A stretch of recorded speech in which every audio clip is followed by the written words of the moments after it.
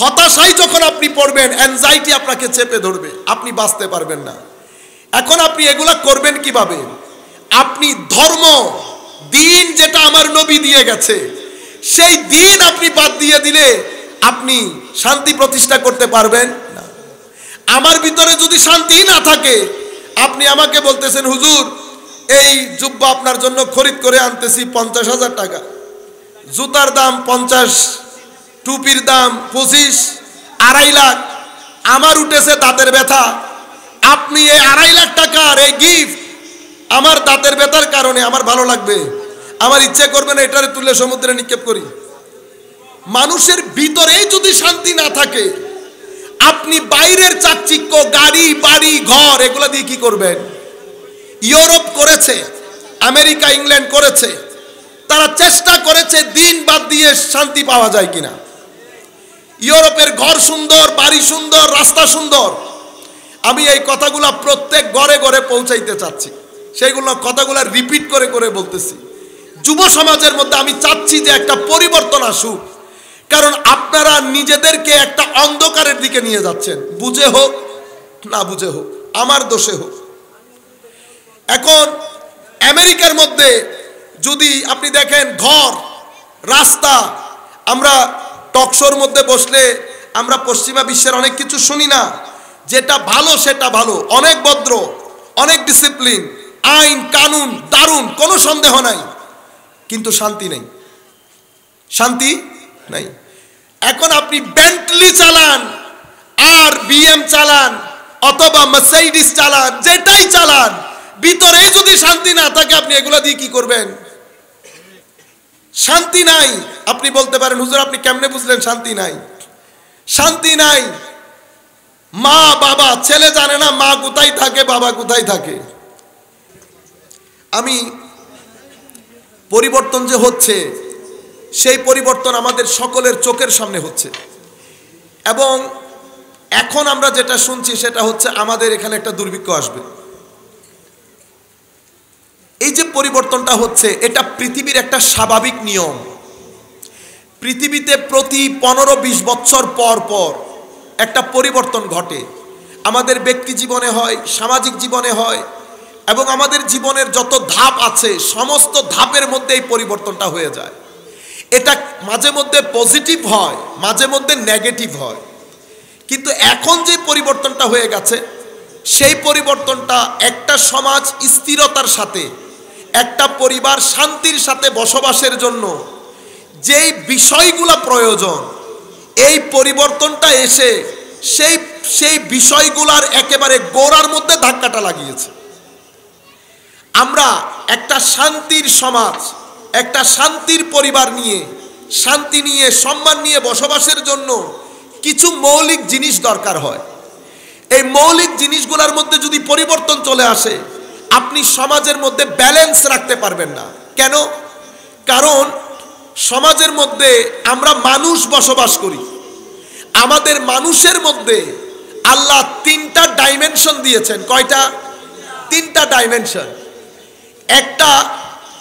এক ডাইমেনশন কিছু কথা, কিছু ব্যবহার, কিছু চরিত্র, কিছু ধরন দেখলে মনে হবে মানুষটা ফেরেশতার মতো, এটাকে আমরা বলি ফেরেশতীয় আচরণ। কিছু গঠন, কিছু আকৃতি, কিছু মুআমালা, কিছু সম্বোধন, কিছু চরিত্র, কিছু রিয়াকশন, এগুলা দেখলে আপনার মনে হবে মানুষটার মধ্যে শয়তান বসবাস করে। এটা আমাদের হিউম্যান পার্সোনালিটির, আমাদের যে ব্যক্তিত্ব, সেই ব্যক্তিত্বের মধ্যে এটা হচ্ছে স্যাটানিক ডাইমেনশন, মানে শয়তান প্রকৃতির ডাইমেনশন। তাইলে একটা পেয়েছেন ফেরেশতীয় প্রকৃতি, একটা পেয়েছেন শয়তানীয় প্রকৃতি। আরেক প্রকৃতিতে আমরা আমাদের কিছু জিনিস দেখলে আমাদেরকে মনে হবে আমরা প্রাণী জগতের একটা সদস্য মাত্র। প্রাণী জগৎ, প্রাণী জগতের মধ্যে কাক, পশু পাখি, প্রাণী জগতের। তাইলে আপনি একই মানুষের মধ্যে কয়টা জিনিস পেলেন? 3টা। একটা জিনিস যেটা ব্যবহার, ধরন, চরিত্র, উঠা বসা, কথাবার্তা দেখলে আপনার মনে হবে, আপনি ঘরে এসে বলেন মারমা ফেরেশতার মতো ছেলে। মানুষ কখনো ফেরেশতা হয় না, তবে ফেরেশতার মতো হয়। মানে ফরশে চলনেওয়ালা মানুষ আরশের মতো হতে পারে। আবার আমরা খাওয়া দাওয়া গ্রহণ করি, আমার ঘরের গরুও খাওয়া দাওয়া গ্রহণ করে। আমরা ঘুমাই, আমার ঘরের গরুও ঘুমায়। আমাদের মধ্যে কিছু জিনিস এমন আছে যেটা একেবারে নিরেট আমার ঘরের প্রাণীর মতো। এটা আমাদের সাথে তাদেরকে সাদৃশ্য করে দেয়। একই মানুষ, কিছু ক্ষেত্রে ফেরেশতা, কিছু ক্ষেত্রে শয়তান, কিছু ক্ষেত্রে জাস্ট নিরেট একটা প্রাণী। আপনারা এতটুকুন বুঝেছেন? এখন কোরআনে পাকের মধ্যে আমি একটা আয়াত পড়েছি, দুইটা বরং, যেহেতু আপনারা সূরা 3 অলমোস্ট সবাই পারেন, সেই কারণে আমরা সূরা 3 থেকে পড়েছি। এটা আল্লাহ বলছেন লাকাদ খালাকনাল ইনসানা ফি আহসানি তাকওয়িম। মানুষকে আল্লাহ অসম্ভব সুন্দর করে বানিয়েছেন। এখন আপনি বলবেন, আমাদের অনেক ভাইয়েরা বলে তো আফ্রিকান ভাইয়েরা তো সুন্দর না। আমি বলবো আপনি সুন্দর বুঝতেই পারেন নাই। আপনি জড়বাদী যুগের মানুষ, চিন্তাও জড়বাদী। আপনারা বুঝতে পেরেছেন? আল্লাহ মানুষকে অসম্ভব সুন্দর করে বানিয়েছেন। চোখ ঠিক যেই জায়গায় রাখার কথা সেখানে রেখেছেন, নাক যেই জায়গায় রাখার কথা সেখানে রেখেছেন, হাত পা, আমার পুরা ডিজাইন যেটা ফিজিক্যাল ডিজাইন, এটা আল্লাহ যেটাকে যেই জায়গায় রাখার দরকার। আমি যখন চলি, ওয়াক করি, হাঁটি, আমি 2 হাত নাড়াই। আপনি 2 হাত স্টপ করে দেখেন আপনাকে কেমন লাগে দেখতে। বুঝতে পেরেছেন? এতটুকুনের মধ্যে আপনাকে অ্যাবনর্মাল মনে হবে। আপনি নাকটাকে একটু চ্যাপটা করে ধরে রাখেন, আপনি এরপর আয়নার মধ্যে দেখেন, আপনাকে দারুণ ডিজাইন দিয়ে আল্লাহ বানিয়েছেন। অসম্ভব সুন্দর আরো একটা জিনিস দিয়েছেন আপনাকে, সেটার নাম ইন্টেলেক্ট, বুদ্ধি। যেই বুদ্ধি, আপনি দেখেন কাক বাসা বাঁধে, অসাধারণ একটা বাসা। মানুষকে দিলে আপনি বানাইতে পারবে? কাকের বাসা বানাইতে পারবে।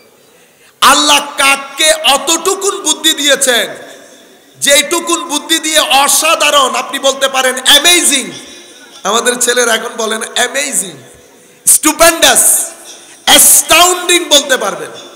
এত দারুণ বাসা, আপনি খুলতে চাইলে খুলতে পারবেন না, আপনাকে কাটতে হবে। কি আজীব! কিন্তু কাক হাজার হাজার বছর ধরে ওই বাসাই বানাচ্ছে। বাসার আর্কিটেকচারের মধ্যে কোনো পরিবর্তন আসেনি। এসেছে? আপনাদের এলাকার কাক কি 2 তলা বাসা বাঁধে? বাঁধে না। পৃথিবীর সমস্ত প্রান্তে, যেই প্রান্তে আপনি যাবেন, কাকের বাসার ধরন গত 5-10 যখন থেকে কাকের অস্তিত্ব, তখন থেকে বাসা এক ধরনের। মানুষ ভিন্ন। এই মানুষ 50 বছরের মধ্যে আপনি যদি ব্যাক করেন, 70-80 বছর ব্যাক করেন, আমাদের এখানে কিসের ঘর হতো? মাটির বেড়ার, এরপরে বেড়া দিয়ে উপরে টিন, স্টাইলিশ ঘর। সেটা এখন পৌঁছাইতে পৌঁছাইতে বুর্জে দুবাই পর্যন্ত পৌঁছেছে। বুর্জে দুবাই। এটা কিভাবে হয়েছে? এই ভিতরে এই সামান্য, আপনারা গরু এই যে কুরবানি করেন, আপনি যখন মগজগুলা বাইর করেন, এগুলা কি 10 কেজি হয়? 10 মণ ওজনের গরু। যেই জিনিসটা গরুটাকে কন্ট্রোল করে, সেটা 1 পাও হবে না, 1 পাও হবে। এই সামান্য জিনিস মাথার খলির ভিতরে নিয়ে মানুষ পুরা পৃথিবীকে উতাল পাতাল করে দিচ্ছে। এটা সুন্দর না? আপনি দেখেন সমস্ত প্রাণী জগতের অসুখ হয়, হিউম্যান বিং একমাত্র প্রাণী। গত 50 বছরে আপনি যখন হার্টের রোগ নিয়ে ডাক্তারের কাছে যান, ডাক্তার আপনার হার্ট কেটে 3 দিন রেখে দেন। ছেলেরা জিজ্ঞেস করলে, operation undergoing, operation going on, operation going. ও ভাই, অপারেশন গোয়িং অন, 3 দিন হয়ে গেছে। কি করে? ওই একটা স্টিচ দিয়ে রেখে দেয়। আপনি চিন্তা করতে পারতেছেন আপনার এই সামান্য খলির জিনিস দিয়ে আপনি কোথায় পৌঁছে গেছেন? এখন এখানে আমি একটা অপ্রাসঙ্গিক কথা বলি। আমাদের অসংখ্য ভাই এখানে বসেছেন, কারো অর্থনৈতিক অবস্থা ভালো, কারো মন্দ, কারো একটু নিচে, ঠিক না? আপনি নিজেকে কখনো আন্ডার এস্টিমেট করবেন না। আপনার ভিতরে আল্লাহ অসীম শক্তি রেখেছেন। কাশ যদি আপনি বুঝতে পারতেন আপনার ভিতরে কি শক্তি আল্লাহ রেখেছেন। সফটওয়্যার ইঞ্জিনিয়ারিং এর ক্ষেত্রে সবচেয়ে বড় কোম্পানির সবচেয়ে বড় মানুষ এটা আমাদের বাংলাদেশের গ্রামের। কোন জায়গা? গ্রামের। একটা ল্যাপটপ ছিল না, ওই সদরে গিয়ে ল্যাপটপের দোকানে বসে ল্যাপটপ চালাইতেন। আপনি বুঝতে পারছেন? আপনি যখন নিজেকে নিজে মূল্যায়ন করবেন, নিজেকে নিজে বুঝার চেষ্টা করেন, প্রত্যেক মানুষের ভিতরে আল্লাহ শক্তি রেখেছেন। এখানে দুনিয়ার নিজামের মধ্যে আমরা কেউ উপরের কেউ নিচের, আল্লাহ রাব্বুল আলামিনের দরবারে কেউ উপরেরও না কেউ নিচেরও। আল্লাহ যেই ব্রাশ দিয়ে আপনাকে পরিমাপ কালার করেন আর যেই প্যারামিটার দিয়ে মাপেন সেটার নাম তাকওয়া। কি জিনিস? তাকওয়া। কি জিনিস তাকওয়া? আমরা এক বাক্যে বলে দেই খোদাভীরুতা। আলবত খোদাভীরুতা। আমি একটা সিম্পল উদাহরণ দিলে আপনি বুঝে ফেলতে পারবেন হোয়াট তাকওয়া ইজ অল অ্যাবাউট। আপনি আমার ঘর থেকে এখান থেকে বের হলেন, আমি আপনাকে বলেছি ভাইজান রাস্তা পর্যন্ত যদি যান, মেইন রুটে উঠে গেলে আপনি সেফ, কিন্তু মেইন রুট পর্যন্ত সাপ আছে, বিচ্ছু আছে, বাঘ আছে, এবং আপনার চলার রাস্তার মধ্যে কিছু এই যে কাচের ভাঙ্গা আছে, আর সাপ বিচ্ছু যেগুলো আছে এগুলো লাইফ থ্রেটেনিং, কামড় দেওয়া মাত্র মারা যাবেন। আপনি ঘর থেকে যখন বের হলেন, আপনি একটা পা দেওয়ার সময় কয়বার চিন্তা করতেছেন? প্রথমে পা কাচের উপর পড়তেছে কিনা, অথবা পায়ের আওয়াজে কোনো আওয়াজ হয়ে বাঘ কোনো দৌড়ে আসতেছে কিনা, সেই জায়গার মধ্যে আপনি পাতার নড়াচড়াকেও ভয় পাচ্ছেন। বুঝতে পেরেছেন? এই যে আপনি চিন্তা করে করে পাগুলা রাখছেন, আপনার ভিতরে একটা ভয় কাজ করছে। এই ভয় এবং দেখে শুনে পা রাখা, এটাকে তাকওয়া বলে। এটাকে তাকওয়া বলে। আমার আল্লাহ বলছেন, বান্দা তুমি যখন পৃথিবীতে আসবা, পৃথিবীকে আমি তিনটা জিনিস দিয়ে সাজিয়েছি, এটা তোমাকে রাস্তা থেকে সরিয়ে দেবে। এটা হচ্ছে তোমার লালসা, তোমার ডিজায়ার, তোমার ভিতরের চাওয়া। আমরা যখন বড় হতে থাকি, 12 বছরে পদার্পণ করি, আমাদের ভিতরে একটা চাওয়া জন্ম নেয়। সেই চাওয়াটা কি বুঝতে পারছেন তো আপনারা? আমরা অপোজিটকে, আমাদের এখানে বাচ্চারা বসেছে, আমি ক্লিয়ারলি বলছি, আপনারা বুঝে নেন প্লিজ। আমাদের অপোজিট যারা, অপোজিট আমরা এখানে নারী পুরুষ, ঠিক না? 12-13 বছরে যখন পদার্পণ করে আমরা অপোজিটের প্রতি একটা দারুণ টান অনুভব করি। এই টানটা আমাদেরকে ধ্বংসের অতল তলে তলিয়ে দেয়। এই টানটা আমাদেরকে বিভিন্ন ধরনের ক্রাইমের মধ্যে যুক্ত করাই ফেলে। সমাজের মধ্যে ক্রাইম বেড়ে যায়, সমাজের মধ্যে অস্থিরতা বেড়ে যায়। কেন? সমাজের মধ্যে অশ্লীলতা বাড়লে অস্থিরতা বাড়বে। সমাজকে যদি আপনি স্থির রাখতে চান, তো সমাজ থেকে অশ্লীলতাকে কমিয়ে আনতে হবে যতদূর সম্ভব। আপনি ডিপ্রেশনের ওষুধ খাওয়াই কোনো লাভ হবে না। ডিপ্রেশন যেই জায়গা থেকে আসছে সেই মুখ বন্ধ করতে হবে না। আপনি বুঝতে হবে আপনার ঘরের দুর্গন্ধ কোত্থেকে সৃষ্টি হয়েছে। আপনি যদি দোকান থেকে এয়ার ফ্রেশনার কিনে সারাদিন ঘরের মধ্যে এয়ার ফ্রেশনার দেন, 3 মিনিট, 5 মিনিট, 10 মিনিট, আবার দুর্গন্ধ, আবার দুর্গন্ধ। কেন? কারণ আপনি উপর থেকে পানি ঢালছেন। আপনাকে দেখতে হবে দুর্গন্ধ আসছে কোত্থেকে। আপনি পরবর্তীতে দেখলেন দুর্গন্ধ আসতেছে আপনার যেই ময়লা আবর্জনার যে পাইপ, সেখানে কোন একটা জিনিস লিক হয়ে গেছে।